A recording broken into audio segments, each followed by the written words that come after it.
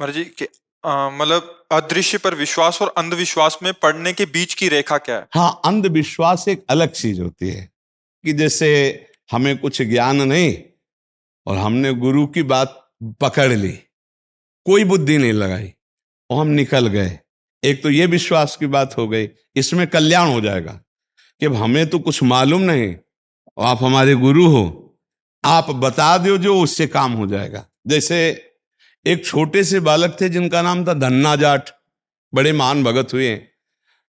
उनको परिवार की माँ ले गई कथा सुनाने, तो कथा में कह रहे थे बिना भगवान का भोग लगाए जो खाता है वो पाप खाता है, भगवान की सेवा करनी चाहिए। तो घर में आए, अपनी माँ से कहा, 8-10 वर्ष के होंगे, कि हमारे घर में तो भगवान है नहीं और भगवान का भोग नहीं लगता, पाप खाया जाएगा, अब कैसे होगा।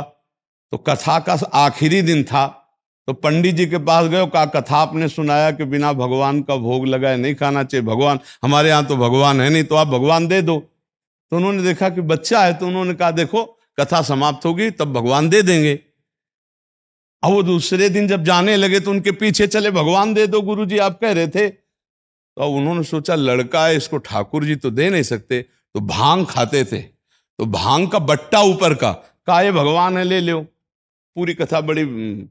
तो उनका कैसे सेवा करेंगे, तो बोले नहा के नहा देना और पवा के पा लेना, बस इतनी सेवा है।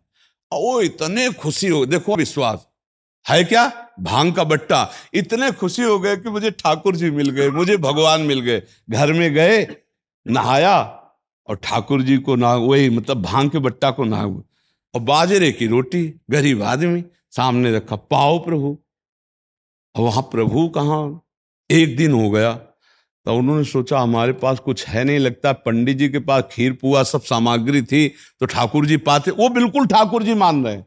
दूसरा दिन हुआ फिर वही बाजरा, तीसरा दिन हुआ फिर वही बाजरे की रोटी।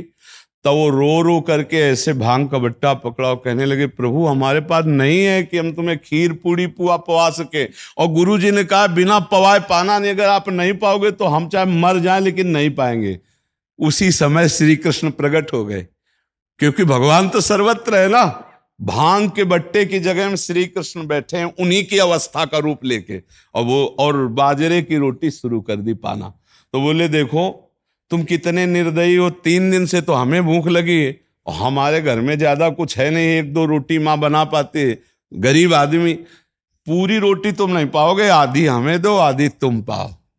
भगवान ने, और फिर जो लीला का विस्तार हुआ कि धन्ना सेठ हो गए, अपार वैभव उनके। ये है विश्वास, गुरु के वचनों पर बिल्कुल बुद्धि न चलाकर विश्वास।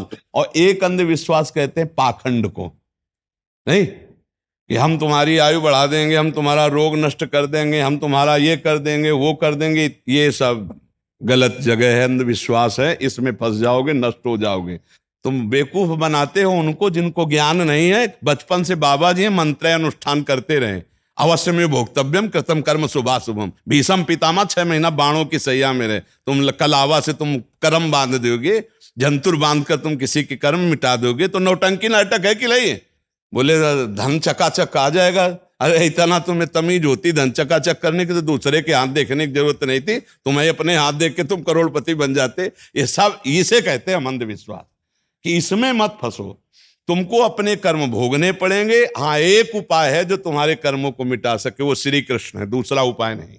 मामेव ये प्रपद्यन्ते माया मेताम, तुम खुद भजन करो, श्री कृष्ण को रिझा लो, वो तुम्हें सुखी कर देंगे, वो कर देंगे सुदामा से सुदामापुरी, ये सामर्थ्य उनमें है।